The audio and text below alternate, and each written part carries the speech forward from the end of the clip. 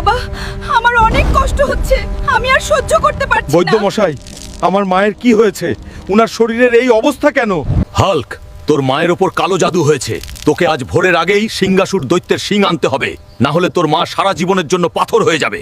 Black unicorn, আজকে তোকে আমার সাহায্য করতে হবে। আমাকে এখনই লাল পাহাড়ে নিয়ে চল। মায়ের জন্য আমি চন্দ্র সূর্য সব এক করে দিতে পারি। আমি মাকে ঠিক করেই ছাড়বো।